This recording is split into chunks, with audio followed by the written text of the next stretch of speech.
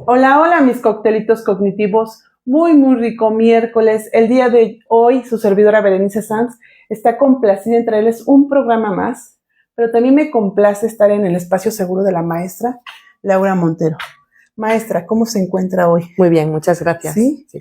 Pues yo estoy muy feliz de que nos haya permitido estar en su espacio seguro, en su consultorio, de traernos de su conocimiento, de permitirnos hoy en Cóctel Cognitivo hablar de este tema tan maravilloso, pero la verdad a mí me dejó en una incógnita muy grande, crueldad. ¿Por qué escogió este tema?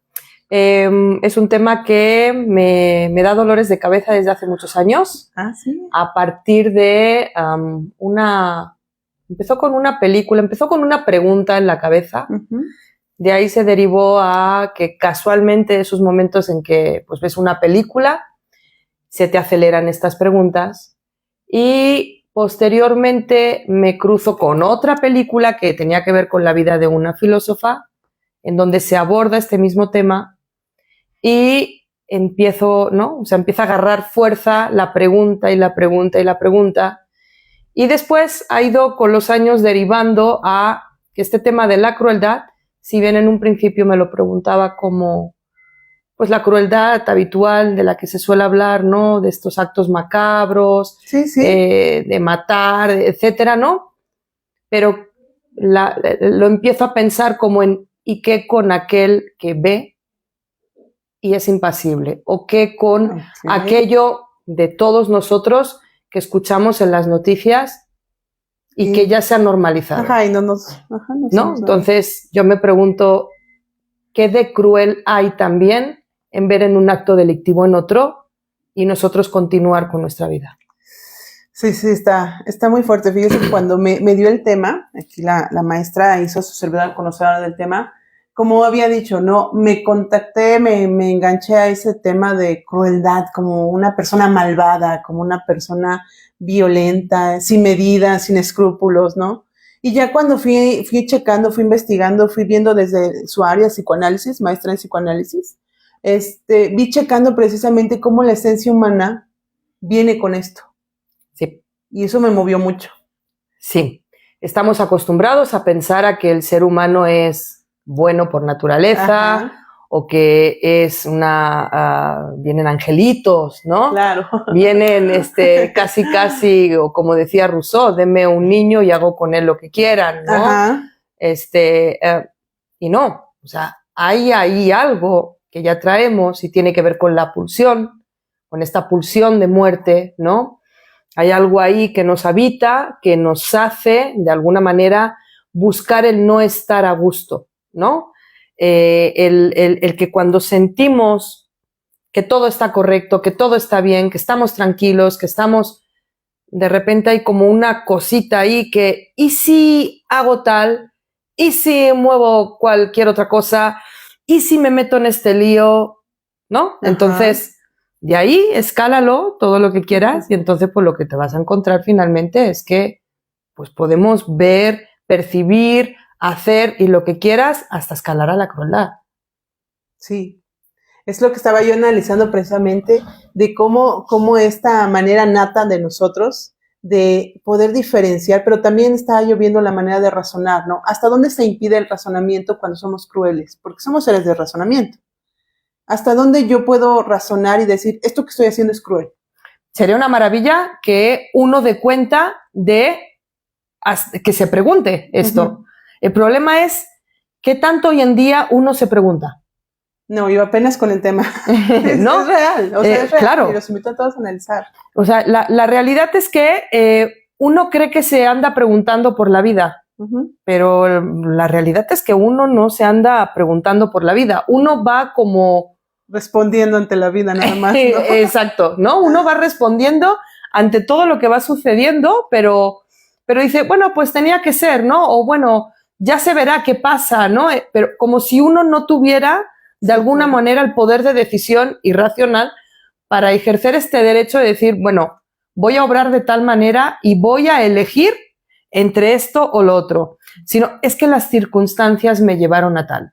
Sí, seguro que las circunstancias te llevaron a tal, ¿no? Pensando este asunto de la crueldad, Bere, lo pienso como en las redes sociales. Sí. ¿Vale? Sí, sí, Tú sí. me hacías esta pregunta de qué tanto, ¿no? Pues nos detenemos a pensar. Bueno, en las redes sociales tú puedes ver que alguien sube algo y entonces viene. La primera pregunta que uno puede hacerse es: si subo esto, uno tiene que estar muy claro. Perdón. No te preocupes, no te preocupes. Uno tiene que estar muy claro de que ahí puede ser carne de cañón. Es decir, uno busca el like, ¿no? El que publica busca Claro. un like. Claro, claro. Si le va bien. Pero de ahí las respuestas pueden ser, tú te dedicas en parte por lo que, ¿no? Por lo que veo, o sea, además de psicóloga, pues también te dedicas a esta parte pública, ¿no? Claro. Entonces tú habrás subido vídeos, habrás subido cosas, ¿no? Sí. En donde te puedes encontrar reacciones que están de acuerdo Claro, o personas que pueden empezar a hacer comentarios desagradables, etcétera, ¿no? Sí, de todo. Entonces, en este escarnio que te encuentras, ¿vale? Tú te puedes llegar a preguntar y decir, ¿era necesario esto? O sea, hemos hecho tan habitual el dañar al otro, el meternos en la vida del otro, en ser crueles con el otro, que la crueldad tiene que ver justamente con esta falta de ponerse en el lugar del otro. Sí, la falta de empatía. ¿No? Entonces, hay un autor, hay un filósofo que dice la empatía no existe. No existe. Este filósofo dice, no existe, la empatía es imposible que uno se pueda poner en los pies del otro. Claro, tendrías que nacer en el contexto. Claro. Claro, va a ser imposible. Desde el psicoanálisis, evidentemente, el concepto también de empatía poco lo usamos. ¿Poco lo usamos en qué sentido? En que efectivamente uno no se puede poner en los pies del otro, porque uno me puede narrar su historia de vida, que puede ser muy triste, que puede ser, pero pues yo no lo puedo vivir como lo está viviendo él, porque lo que nos separa es la subjetividad. Es lo primero que nos separa, ¿no? Sí, claro. Entonces, yo por más que quiera ponerme en los pies del otro, no puedo. 2, en mi profesión, tú lo sabes también, si nos ponemos en los pies del otro, perdemos... Sí, credibilidad, perdemos control, perdemos todo. Totalmente el contexto de lo que estamos haciendo, porque entonces ya nos compadecemos del otro. Sí, hacemos una contratransferencia. Entonces, pues ahí eso ya no funciona. No, ya no. Entonces, más allá de eso, la crueldad que tiene que ver con esto, con esta falta de empatía, pues entonces yo estoy viendo que al otro lo dañan y lejos de posicionarme a lo mejor a defender, lo que podemos estar haciendo es ponernos a favor o a divertirnos con el escarnio que está haciendo el otro, ¿no? En las redes sociales te puedes encontrar todo tipo de vídeos, todo tipo de publicaciones, sí, claro. todo tipo de, en TikTok, por ejemplo, sí, ¿no? Etcétera, vídeos cortos en donde si uno no tenía la noción de hacer tal cosa, ahora gracias al algoritmo, porque en algún momento, ¿vale?, me salió una publicación, me dio por darle a ver y entonces veo esta publicación, a partir de ahí el algoritmo me va a empezar a mandar información de eso que en aquel momento me pareció indeseable, pero como lo vi, me empieza a aparecer. Y entonces puede engancharme el morbo, ¿no? Sí. Me engancho, entonces empiezo a ver y entonces lo que está sucediendo es que cada vez empezamos a acostumbrarnos tanto a ver este tipo de situaciones, sí, sí, es real, que al final pues ya nos parece... El pan de cada día, les decía yo hace un momento. Mira, Veré, venía escuchando ahora justamente una clase de una autora que me gusta, Rita Laura Segato, y habla de la antipedagogía de la crueldad. Uh-huh. Y entonces ella estaba narrando que se encontró una vez pues preguntándose de la crueldad y demás. Y en su caso, por ejemplo, fue la película de Stanley Kubrick, la de La Naranja Mecánica. Uh-huh. Esta película, en su momento, fue vetada en Reino Unido, que fue donde se hizo. Uh-huh. Esta fue vetada en Argentina, en México se hizo. Perdón, se logró. Se logró, ¿no? Uh-huh. Se hace, se ve la película. Esto estamos hablando del 70 y algo, ¿vale?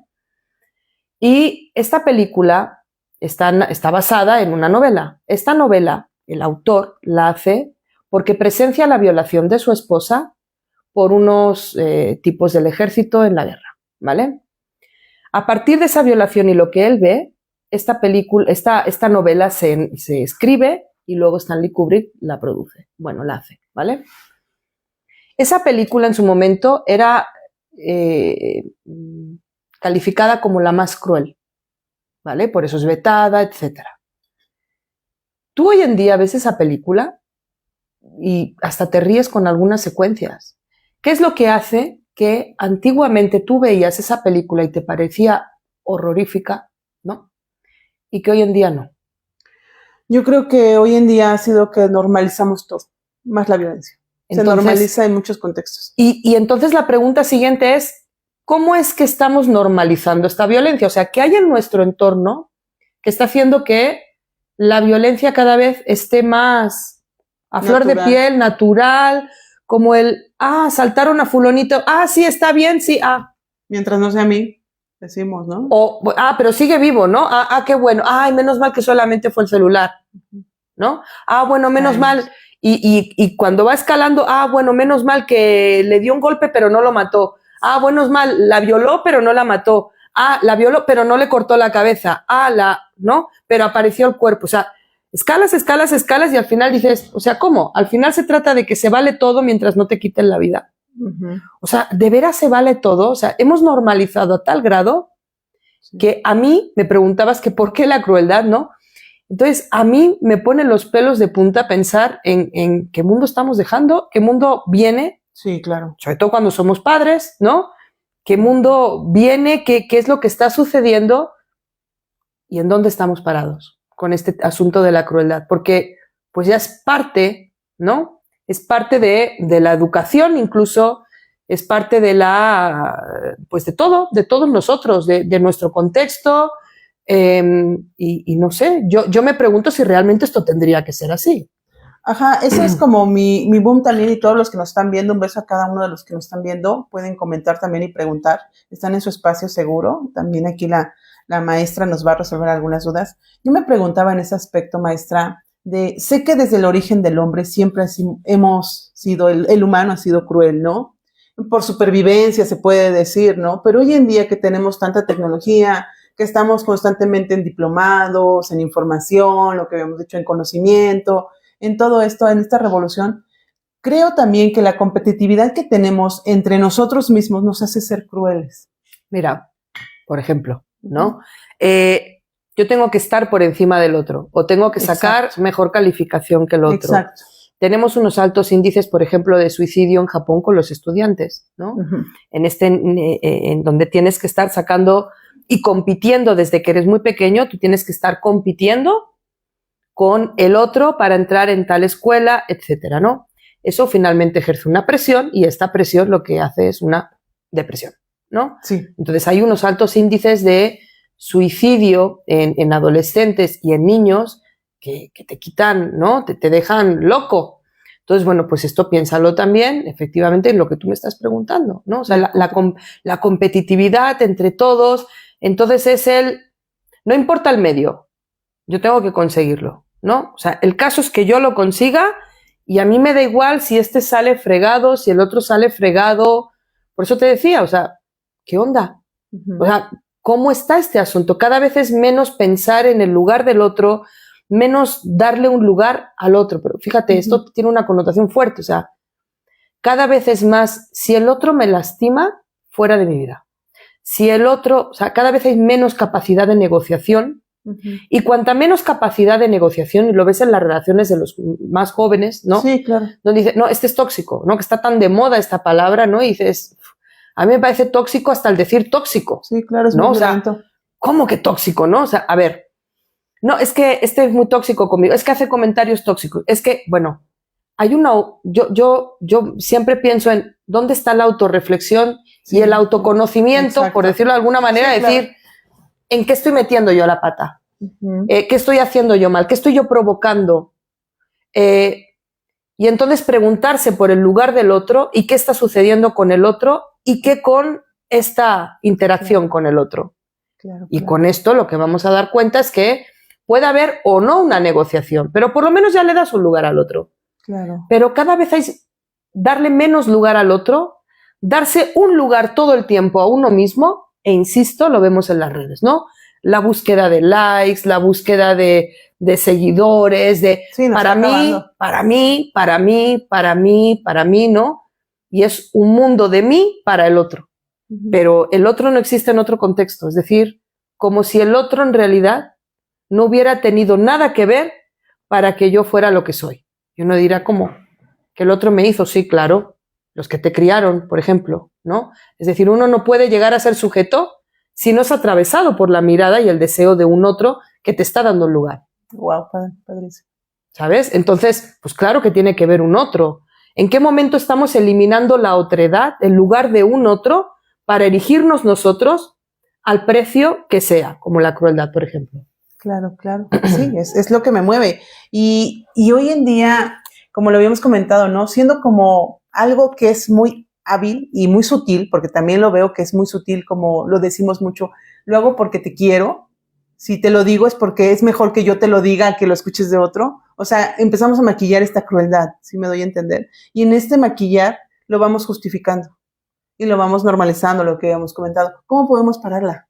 ¿Cómo podemos? A ver, no te entendí bien. Ajá. A ver, otra vez. Mire, normalmente esta crueldad se va normalizando, pero también la vamos romantizando, la vamos como maquillando, le ponemos como brillitos, para decirlo así, para que quede mejor, para que se plasme y para que no te sientas incómoda. ¿Te refieres a la violencia entre parejas? Entre parejas, precisamente, o entre padres e hijos, o hijos a padres, ¿no? Es que eres mi padre y puedo ser cruel contigo, o eres mi hijo y puedo ser cruel contigo, ¿no? Entonces, esa palabra de eres, prácticamente pareciera como que la maquillamos, ¿no? Y cuando la maquillo, cuando le pongo brillos, cuando la romantizo, ¿cómo puedo identificarlo realmente y decir, el otro tiene derechos y tengo que parar esta crueldad? Porque de alguna forma me hago dueño del otro, como lo había dicho ahorita, me pertenezco a mí. Eso es que yo no sé si uno puede detenerse a sí mismo, valga la redundancia, el detenerse, ¿no? Pues ya es a sí mismo, evidentemente, pero yo no sé si uno puede detenerse mientras no haga una reflexión de que ahí hay un otro, ¿no?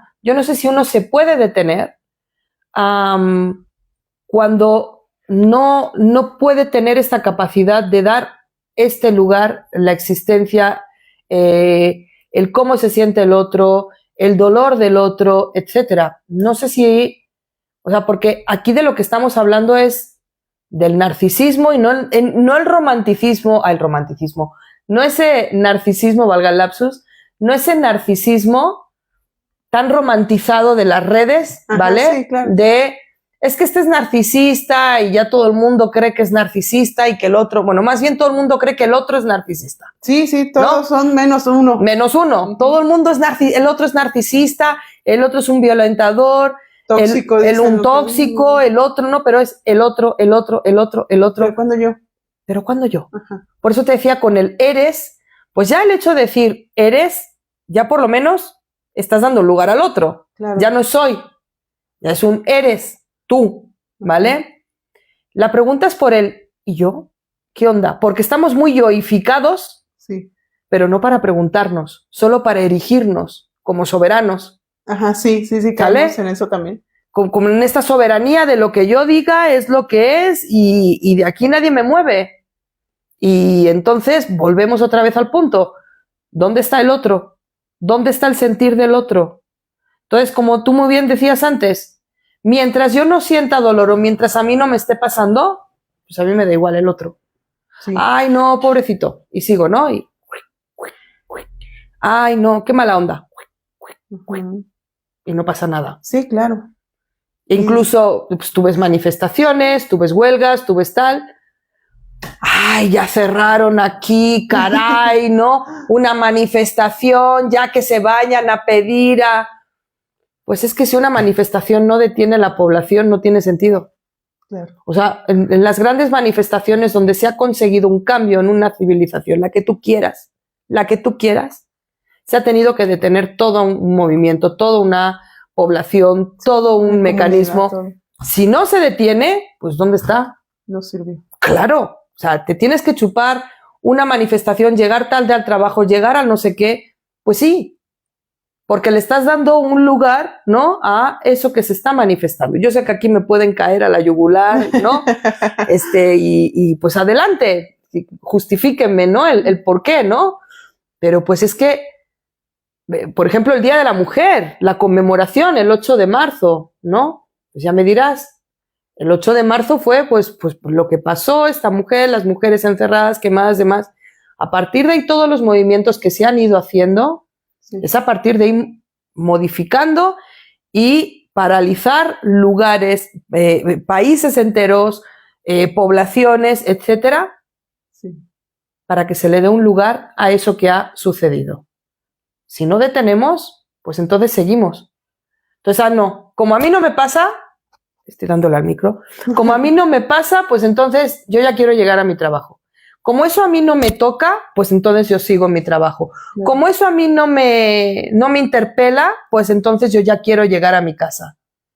Pero, pues a mí realmente, volvemos a lo que me preguntabas antes sobre que por qué la crueldad, pues es que yo pienso en que cada vez somos más egoístas. Y el egoísmo de alguna manera empieza, si hay un límite así, una línea muy delgada, con el tocar la crueldad, esta crueldad del no hacer nada, ojo, no la crueldad del andar matando, sino del normalizar todo lo que ahí pasa. No, sí, y como bien, bueno, como lo había comentado hace un momento, ¿no? Se normaliza, lo romantizamos, lo había dicho hace un momento, ¿no? Cuando yo veo algo ahorita en el continente ajeno, ¿no? Que está en guerra y me incomoda, en lugar de reflexionar, como había comentado, detenerme, lo que hago es, ¿no? Sigo. Precisamente porque no quiero incomodarme y darme cuenta que eso es cruel. Hasta ignorar ciertos actos son crueles, ¿no? Sí. Decía hace mucho tiempo un colega, al cual lo saludo, también un beso enorme a Apan, que nos está viendo. Besos, comenten, dice que saludos también y que él es el otro. Dice, yo soy el otro. Muy bien, Apan. Bueno, pues este colega decía que normalmente vemos a las personas que vienen de otros estados a pedir monedas en los paraderos, ¿no?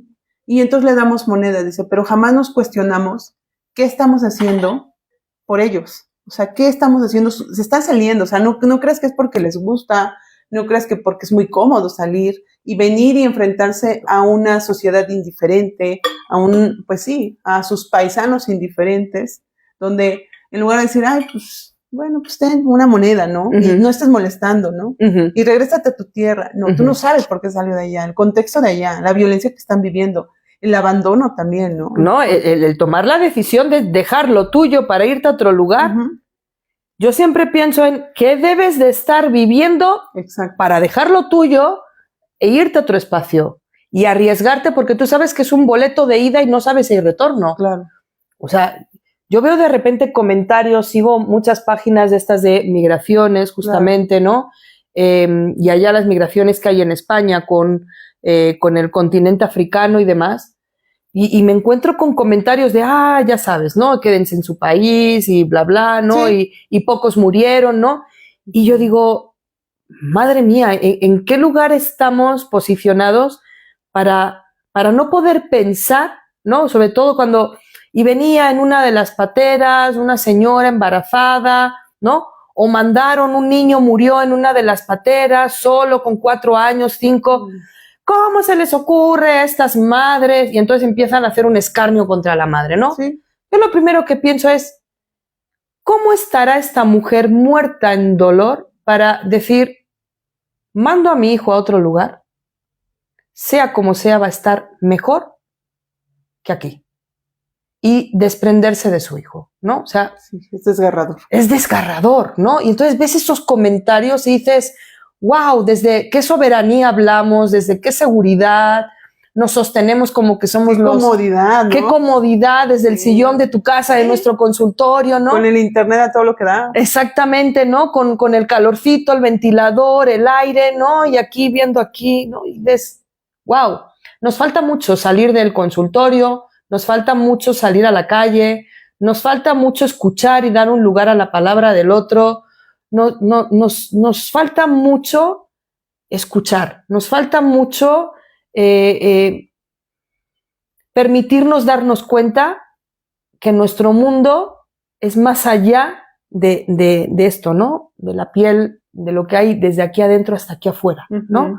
Darnos cuenta que el otro piensa, el otro siente, el otro tiene un lugar, el otro tiene una historia, el otro sufre una historia y todo eso nos falta, mucho. Nos falta mucho, David. Mucho. ¿Cómo nos los podemos permitir, maestra? Nos lo permitimos, una opinión, pues finalmente, como toda opinión subjetiva, nos lo permitimos porque, no sé, pienso que el egoísmo no nos permite ir más allá. Incluso a veces es como un rechazo de lo que me puede hacer daño, ¿no? A nivel inconsciente de... Supervivencia podría ser. Claro, yo no quiero escuchar al otro porque eso me puede conmover a mí y entonces no voy a saber qué hacer con ello. Esto a nivel inconsciente, es decir, no es que uno diga, mejor no escucho al otro porque esto me va a interpelar a mí. No, no. Sino es este rechazo de lo otro porque de alguna manera a mí me puede mover.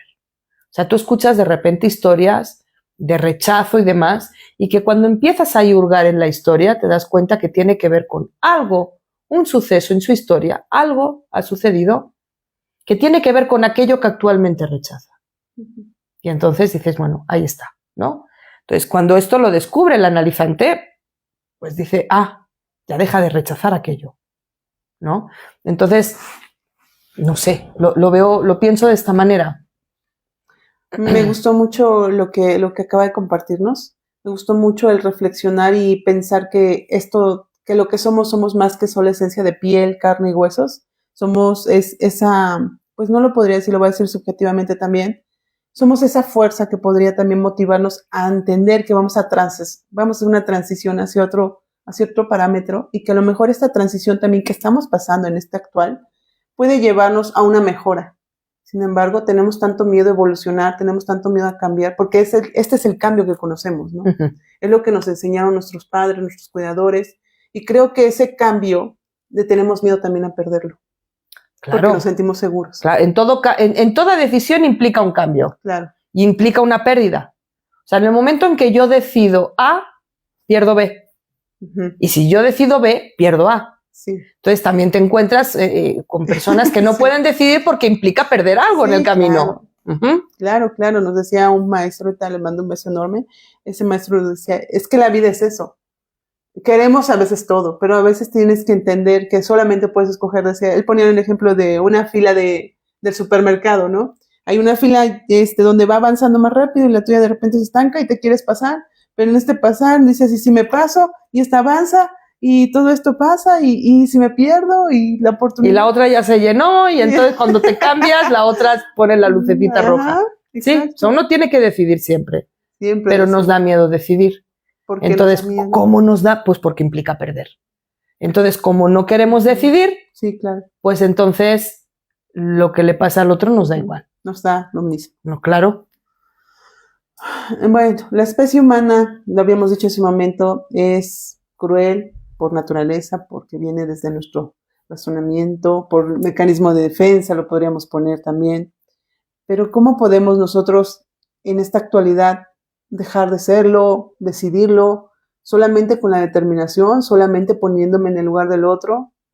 Pues en el momento yo creo que uno empieza a preguntarse y a ver, empezar por detenerse en una noticia. Okay. ¿No? Uno que se detenga en la noticia, que lea y hacer el experimento de qué le produce eso. Okay. Que está viviendo en ese ambiente y que eso lo está haciendo otro humano. Y que de ese humano a uno mismo no hay tanta diferencia. No hay tanta. ¿Y por qué me atrevo a decir que no hay tanta? Porque uno puede decir, no, sí, este se crió en un ambiente de tal manera y seguro es hijo de asesinos o tiene un ambiente socioeconómico que tal. No, porque si nos ponemos así, entonces todo el de ambiente socioeconómico de XY tiene que ser así, o sea, de papá rayado o hijo pinto, ¿no? Y no, eso no funciona así, tú y yo lo sabemos. Uh-huh. Entonces, hay algo más allá del ambiente y demás que nos hace ser parecidos, y es la condición humana. Entonces, ¿qué me hace diferente de aquel que está haciendo algo a yo estar viéndolo y no hacer nada? Nada. Imagínate, ¿no? El que yo pueda ver una noticia que no me conmueva y que me valga, ¿cuál es la diferencia con el otro? Ah, no, que el otro mató, ya, pero tú te seguiste y a ti no te hizo nada. Yo propongo el ejercicio de que cuando veamos este tipo de noticias, cuando veamos estas alertas Amber, cuando veamos desapariciones, cuando veamos pues todo el ejercicio, ¿no? Todas estas noticias que nos invaden diariamente, Sí. detenernos y pensar, ¿qué estoy haciendo yo con esto? ¿No? Y a partir de ahí, y todo lo que esto me produzca, ya es un cuestionamiento. Y ahora sí, a partir de este cuestionamiento, pues ojalá y comenten ahí qué sintieron, ¿no? Claro. Maestra, bueno, podemos ver muchas situaciones, podemos ver muchos casos, hasta consecuencias, pero ¿qué puedo hacer yo? Claro, en nuestras manos no está, pero desde luego, por lo menos cuando vemos estas manifestaciones, haya manifestaciones a las que nos podemos sumar. Claro. Yo creo que es poco todo lo que se haga, ¿no? O sea, no es posible que solamente el 8 de marzo se reúnan las mamás con hijos que les han desaparecido. Claro. ¿No? No creo que sea nada más una fecha en la que tengamos que hablar de esto. Creo que son muy pocas al año en las que damos un lugar a esto. ¿Sale? Entonces, si bien nosotros no podemos ir a un lugar y cambiar una ley, me parece que el simple hecho de manifestarnos más, y no solamente salir a la calle, o sea, podemos manifestarnos de muchas más maneras, con el simple hecho de empezar a hablar, dar un lugar, empezar a juntarnos y, ¿no? Me parece que se pueden hacer más cosas. Yo no soy experta en leyes, no te puedo decir qué podemos hacer como población, pero lo que sí tengo muy claro es que el ignorar al otro no es la respuesta. Ok. Vamos a tocar un poco el tema de la maternidad, que también se toca mucho porque nosotros respondemos en base a nuestros cuidadores. Bueno, toco maternidad, pero también viene paternidad incluyendo. Nuestros cuidadores primarios son los primeros que nos introyectan, nos empiezan a introducir información y desde ahí nos empezamos nosotros a moldear, ¿no? Se puede decir. Empezamos a moldear para experimentar en un futuro, pues, esta convivencia. ¿Cómo podemos evitar también nosotros ser crueles con nuestros hijos? Si de alguna forma también han sido crueles con nosotros. Es que si tú estás identificando que hay algo contigo como madre, como padre, como cuidador, identificas que algo a ti te está sacando de quicio, entonces recordar que al final los hijos son los síntomas de los padres, ¿no? Sí. Entonces, un niño no se hace solo. No. Un niño tiene diferente sintomatología, pues porque tiene derivada de algo que está sucediendo en su casa, con los cuidadores que sean. Entonces, en primer lugar, uno, para dejar de ser cruel, en el caso de serlo, porque no quiere decir que todos seamos crueles, ¿no? Pero en el caso de uno ser cruel, quiere decir que uno ya se está preguntando algo, veré. Ahí lo que me preocupa son los que no se preguntan. Pero si uno como padre ya dice, algo está pasando, mi hijo está sufriendo, está tal, busca ayuda y demás, pues va a encontrar un psicólogo y el psicólogo lo primero que va a decir es, pues, párale o tenemos que trabajar primero con usted. Sí. Normalmente es o conjuntamente con usted o la voy a ver a usted cada tanto tiempo, ¿no? Y entonces, pues bueno, pues es que ahí estás involucrando a qué están haciendo los papás para ver qué está sucediendo en el mundo interno del niño. Sí. Entonces, así es como podemos identificar. Si estoy repitiendo algún patrón de crueldad o algún patrón que normalmente pasa, ¿no? Algún patrón como este de conducta también. Podría ser que hay mucho de que el niño llora y le gritamos mucho al niño de cállate, no llores, pero es un medio de expresión del niño. Algo quiere decir el niño por medio de ese llanto, ¿no? Así es. Una queja a lo mejor, o cuando gritan mucho eufóricamente, le dice cállate, modérate. O sea, de alguna forma el niño también, y ahorita que estaba usted hablando precisamente de las marchas, las personas que marchamos es una voz, alzamos una voz. Siempre tenemos algo que comentar, algo que no nos está gustando, algo que nos está sucediendo, que nos está causando un dolor, ¿no? Claro. Entonces, el niño también llega a pasar, por eso me vino esta pregunta, ¿no? Cuando nosotros paternamos y maternamos, general, y sin importar los cuidadores, ¿cómo tendemos a manejar eso? Porque de alguna forma estamos callando a nuestros hijos, callando a las niñeces, y desde ahí estamos violentando, estamos siendo crueles ante su propia voz. Estamos siendo, no sé si crueles, estamos siendo violentos, ¿no? Y ante esa violencia, pues tiene que ver con uno mismo de decir, ¿por qué me está molestando que el otro se exprese? ¿No? O sea, uno como papá, como mamá, como cuidador, es decir, ¿por qué a mí me molesta el llanto de este niño? ¿Qué me está interpelando a mí? ¿Qué me está levantando? ¿Qué me está despertando ¿Por qué no puedo soportar? Entonces seguramente tiene que ver con que papá, mamá, cuidador no ha dormido suficiente, está agobiado porque la situación económica, por la situación laboral o porque ha tenido problemas en tal lugar o tiene problemas en la convivencia con su pareja, etcétera, etcétera, etcétera, ¿no? Entonces, por eso el hijo es síntoma de los padres, ¿no? Entonces, si uno identifica o uno se detiene y da cuenta de que está callando a su hijo, pues lo primero es, ¿qué me está molestando del otro? O sea, si te das cuenta, todo el tiempo es que negamos la expresión del otro. ¿No? O sea, todo el tiempo es negar la expresión del otro, el que el otro me toque, el que el otro me interpele en algo, ¿no? Es esta necesidad de mantenernos como en este núcleo, en esta burbuja, ¿no? En esta célula narcisista de él, a mí que no me toque nada y todo lo que me toca me molesta y entonces ¡pah! Exploto y fuera. Bueno, hay que preguntarse como padres, ¿no? Pues si yo estoy callando a mi hijo, pues ¿qué estoy haciendo para el día de mañana? Perfecto obediente, ¿no? Sí, exacto. Y más que nada es esa parte, ¿no? Lo tomaba como ejemplo ante la crueldad porque pareciera que como adultos caemos en un adultocentrismo donde quiero que las niñeces actúen precisamente como mini adultos, ¿no? Que se comporten como adultos. Y como había dicho hace un momento en el ejemplo, ¿no? Dejo de validar lo que él necesita, ¿no? La interacción de poderse conectar con todo esto, aprenderlo desde su nivel también. Les llenamos de mucho conocimiento, pero muy pocas veces les damos las bases. Las bases e incluso el nombrarles lo que están sintiendo, claro. ¿No? Porque pues a veces están sintiendo miedo, que está confundido con ira, ¿no? claro. Lo empujas, lo avientas, no, sí. No tengas miedo. No tengas miedo, adelante, enfréntate, ¿no? Y el niño está en un pavor, ¿no? Así, nefasto, ¿no? Y dices, no, espérate, pues hay tiempos, ¿no? Para enfrentarse hay que ver por qué tiene miedo. Claro. Entonces, sí, es esta imposibilidad todo el tiempo de que nos toque lo que le pasa al otro. Es todo a raíz de mi lupa, ¿no? De según yo veo las cosas, es como el otro las tiene que ver, la soberanía, ¿no? Es como yo veo las cosas, entonces el otro las tiene que ver. Y uno dice, ¿por qué? ¿Por qué tiene que verlas como yo? ¿Quiero un mini yo? ¿O qué quiero? Pero cuando se parece a mí, como lo detesto también, ¿no? Porque entonces está ahí justamente que siempre decimos, ¿no? Es que ha sacado todo lo peor de mí. No, es que lo que tú ves o lo que más te choca justamente es eso que a ti te está moviendo, pero hay otras cosas que tiene que no te hacen sentirlas feas, pues porque son las bonitas. Pero cuando son feas, pues son las que uno rápido levanta el grito, pone el grito en el cielo, ¿no?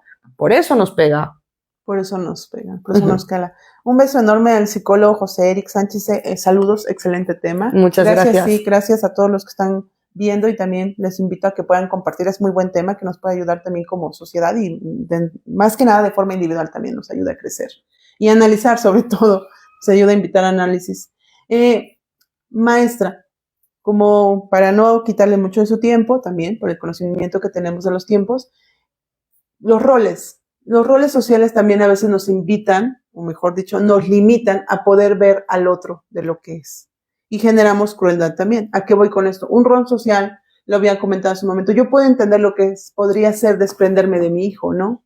Pero a lo mejor desde la figura masculina que se ha visto siempre desprendido más desde las niñeces, o sea, de los pequeños, ¿cómo puedo empatizar con ello? ¿Cómo puedo reconocerlo? Decir, sí, esto es cruel, detenerme a pensar, ¿no? O estas etiquetas, pues sí, de los roles sociales de que una mujer es etiquetada de tal forma, si tiene tal comportamiento, y otra mujer es etiquetada de tal forma, si tiene tal comportamiento.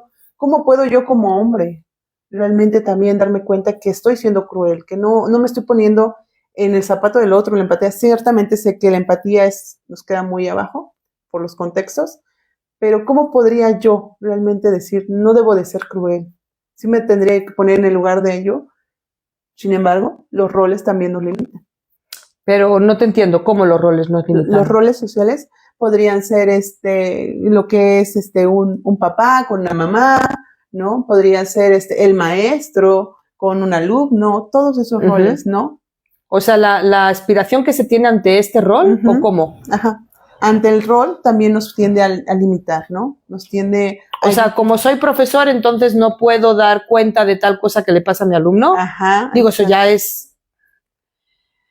Ay, lo voy a decir tal cual lo pienso. Sí. Es ignorancia por parte ya del maestro, ¿no? Es decir, uno no puede ser maestro y no dar cuenta de que algo sucede en el aula con tu alumno, ¿no? Okay. No puede uno estar delante de una infancia que está sufriendo y uno hacerse el ciego y decir, bueno, yo vengo aquí a enseñar matemáticas y el resto me la rempampinfla, ¿no? O sea, no puedes hacer eso, ¿no? Entonces, porque uno dice, bueno, es que yo no soy psicólogo, ¿no? Pues no, pero eres ser humano, hombre, ¿no? A eso voy. Ajá. Claro, o sea, pues nadie te está diciendo que lo sientes lo tumbes en el diván, nadie te está diciendo que hagas un diagnóstico, una evaluación, pero da aviso de algo, ¿no? Ve y da aviso al consultorio, al área psicopedagógica de la escuela, en caso de que no la haya, da aviso a la dirección, hay que llamar a los papás, hay que ver qué está pasando, hay que tener contacto también con DIF, hay que tener contacto con todas las organizaciones que están, pero pues desde luego ¿qué estamos haciendo cuando vemos que una situación está pasando, una mujer violentada, alguien que llega con un moretón, y no hacemos nada, ¿no? Ajá. No, es que no me ha dicho nada. Pues es que este es el rol que no me corresponde. Es que no, yo no me quiero meter en su vida, ¿no? Ajá. No, nadie te ha dicho que te metas en su vida, simplemente es, oye, ¿necesitas ayuda? Aquí estoy. El otro decidirá si te quiere contar. Pero el hecho que tú le digas al otro, aquí estoy. Si necesitas ayuda, puedes hablar conmigo. Me parece que eso ya haría un cambio, pero gigante. Grande. Pero no estamos dispuestos a escuchar las miserias del otro. ¿Por qué? Porque nos mueve. Porque implica que me quiten tiempo, implica que yo llegue tarde a mi casa, implica que estamos en una sociedad de consumo, en una sociedad materialista, en una sociedad de que tenemos que correr, porque si no corremos, entonces no generamos, y si no generamos, no dormimos, y entonces no descansamos, y entonces no llego a las vacaciones, no llega el no sé qué, no llega... Entonces cada vez corremos más para dar cuenta menos de lo que pasa a nuestro alrededor. Claro. Y cuanta más prisa tenemos, pues tú súbete en un coche, cuanto más corra, si estás en un rally, cuanto más corres, menos ves lo que pasa a tu alrededor. Cierto. Pues lo mismo el ser humano, corremos, pero no damos cuenta de nada. Rayos. Entonces, pues ¿para qué voy a escuchar al otro si me va a quitar tiempo? O es más, yo no voy a saber qué hacer con eso. Como si solo los psicólogos nos dedicáramos a eso, ¿no? Dices, no, como ser humano también podemos ofrecer mucho más. Gracias. Gracias, maestra. Gracias a cada uno de los que nos están viendo. De verdad, por su conocimiento. Voy a dar a conocer también un poco de usted, y también, si usted gusta, puede darnos su información, dónde la podemos encontrar. También la maestra Laura Montero de Espinosa, ella es maestra en psicoanálisis y cultura por la Escuela Libre de Psicología, doctorante en teoría en investigación psicoanalítica de la Escuela Libre de Psicología, imparte clases en la maestría de psicología clínica de la Universidad Anáhuac, coautora de diferentes publicaciones nacionales e internacionales, miembro del grupo APLER, miembro de la Escuela de la Letra de Psicoanalítica, práctica clínica en consulta privada también, y precisamente el día de hoy nos va a dar a conocer dónde la podemos encontrar, sus teléfonos, dónde la podemos encontrar. También puede dar la publicación o la información de APLER para que también estamos siguiéndonos. Sí, estamos en Grupo APLER, así lo encuentran en Facebook y en Instagram. Y bueno, pues como teléfono el 22 25 63 15 86. Pero en Grupo APLER ahí tenemos, no estoy yo solamente, sino somos varios profesionales que nos dedicamos a la atención clínica. Claro, con mucho gusto. Como grupo ustedes pueden dar atención, le pueden buscar ahí. Así y es. el que esté interesado en tener su acompañamiento con la maestra, pues ahí están sus datos. Yo muy feliz por estar el día de hoy con cada uno de ustedes. Gracias por el gran conocimiento, por la gran reflexión. La verdad me hizo boom mi cabecita, así como que me abrió mucho, porque es real, reconozco, y el día de hoy crezco con este conocimiento que me trae.